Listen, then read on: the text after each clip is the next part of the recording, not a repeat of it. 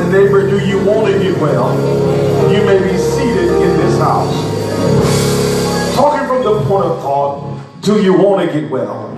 How many realize you can be low so long that low feel comfortable now? Oh my. You can get in a situation where you learn how to adapt to the situation and stop trying to find a way out of the situation. Oh, but how many know that God is so wonderful? God, He is so great. And I'm going to realize that, you know, we can find ourselves adapting to things that God didn't ever want you to stay in. Can I teach again? So the question that I posed for us this morning, do you want to get well? Somebody love being waited on. Oh my God, somebody's mind is crippled. Oh my God, feel like that I don't have nobody, no friends, nobody to encourage me. So I'm not going to fool with folks. Folks don't fool with me. I'm not going to, that folk is a country word. You know, I'm not fooling with anybody. I'm not going to pay it because they're not fooling with me. But that's what God has wanted for us today, right? Do you want to be well?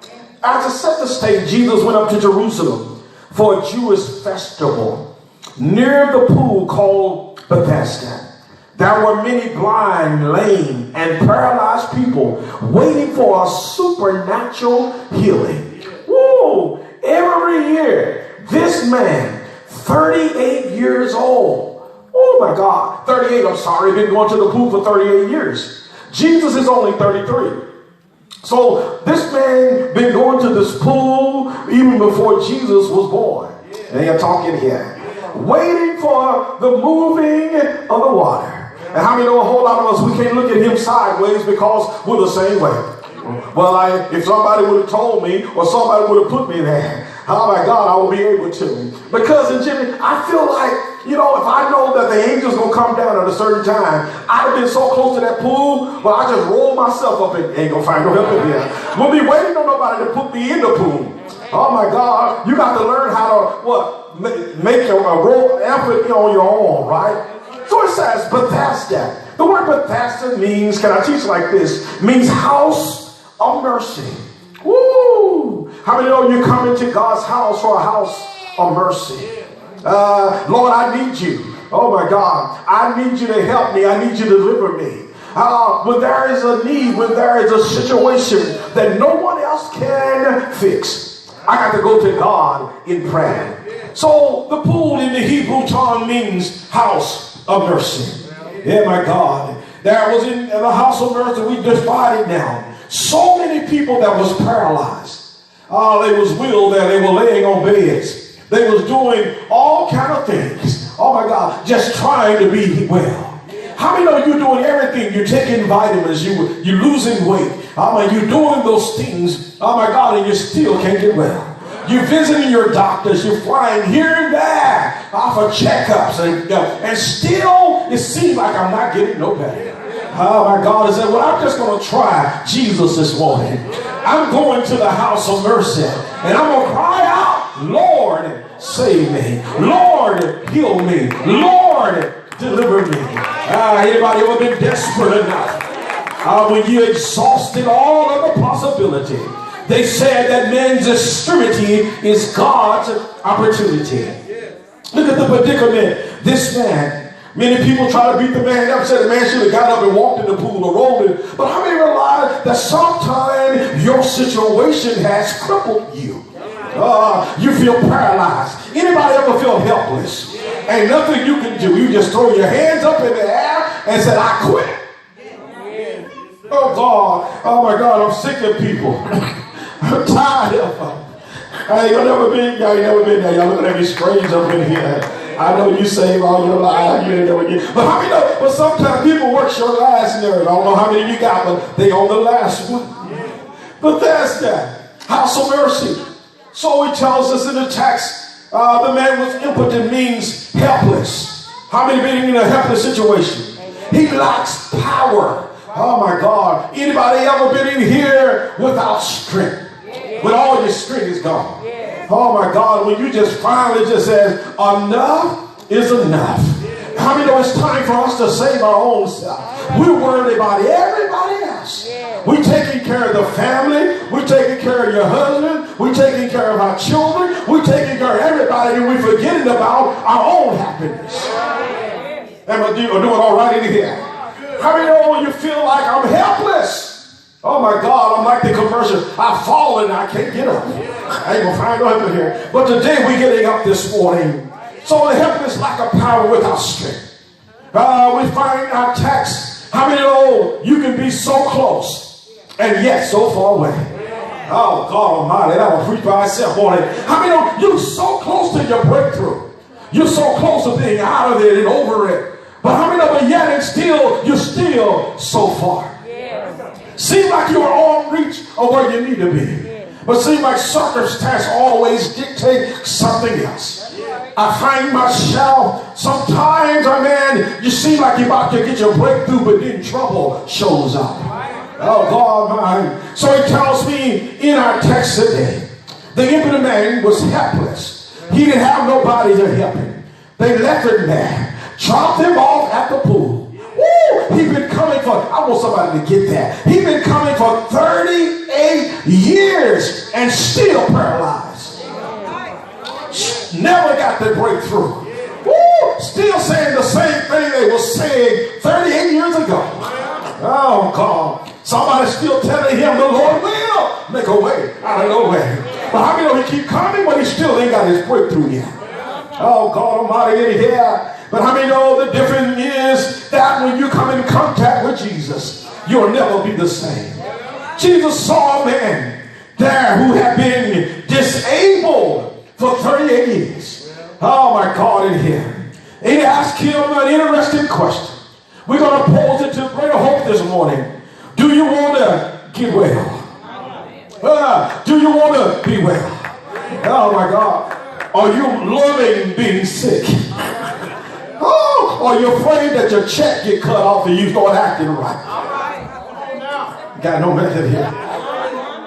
If God delivered you from your infirmity, oh my God, do you want to be? Well, we're waiting there. Look at here. This is what I want you to do. Since I ain't got no help now, look at your neighbor and say, neighbor, have you ever experienced a period of waiting? Oh my God, you've been waiting for a long time. You've been waiting on a breakthrough. Woo! You've been waiting on your ship to come in. You've been waiting on victory and your deliverance. How many of this man was there a long time? Oh my God, he was in a period of waiting. It tells me in the text, it suggested that people have been stuck in a negative circumstances for so long that they have given up hope that things can ever change. Anybody ever been there that you thought that ain't there's no way in the world that my situation can change now? I'm older now. Oh my God, in here I'm getting old, my hair is gray. And seems like I'm not going to see it getting better, but the devil is a liar. Having suffered for 38 years, this man had experienced prolonged disappointment of not being healed. Woo! While repeatedly looking to God in expectations. Oh my God, I'm waiting on God to heal me. Oh God. How many realize something? He was waiting on God to heal. Yet healing was finally here. How many know he was looking at the pool for his deliverance? But how many know when healing was walking up to him? And go talk to him in a little bit. My cousin got it right there. How many know he was looking one way for a breakthrough? You've been waiting on one way, one person. How many know to be able to recognize you? But how many know today your healing don't sneak up on you? While your hands are giving God some praise. Woo! How many know the room or two I was acting right? Go find no help in here. Look at here. He was waiting. He was there. Oh my God, waiting on the water to move. I'm waiting on the angel to come down and trouble the water. And maybe this time some good Samaritan will pick me up and put me in the water. Oh God. Yes, God. But he's telling me I've been there too long. Oh my God, waiting on God. How many of you have you ever experienced a period of waiting? I said wait till your change comes. Wait till you get your deliverance. Wait till your breakthrough. He might not come when you want it, but he's always on time. So we always be saying stuff like, He can be 10 days late and still be on time. But Stephanie, he was 38 years late. But it was still the right time. God Almighty, I felt that one that time. Look at it here. So he tells me, God works or cares in cooperation. Oh my God. With our will, God blesses efforts and not ideas. You can't stay at home waiting on the job to knock on your door. You got to fill the application out. Can I get you that? You can't wait till your breakthrough comes. But the song I listen to when I'm working out, go get it. Go get your blessing. Is there anybody stopped by the hope today waiting on Brother Sean to hoop and holler to get you happy? But I feel like David this morning. I was glad when they said unto me, let us go into the house of the Lord. Look at it one more time. Say, neighbor, do you want to be well? How many know you can be sick so long that sick feel all right? Woo! You can be down so long that down becomes the norm. But I stopped by to tell you this morning, oh my God, God's going to get you up here. But he's going to demand some effort. The man with the withered hand had to stretch it out. How many know you got to go get your blessing? Is there anybody going to reach for it this morning? How many realize I'm looking for an overflow? Say yeah. As I begin to teaching here, God blesses efforts and not ideas. So when Jesus asked him, do you want to be well? Woo! What did he say? What was his response? He says, I have no man when the water is trouble to put me in. Sometimes the first problem was he was waiting on a man to pick him up. He was waiting on a man to encourage him. He was waiting on a man, oh my God, to lead him to the water. Jesus said, that's not what I asked you. I'm not asking you, are you waiting on Johnny? I'm telling you that do you want to be made whole?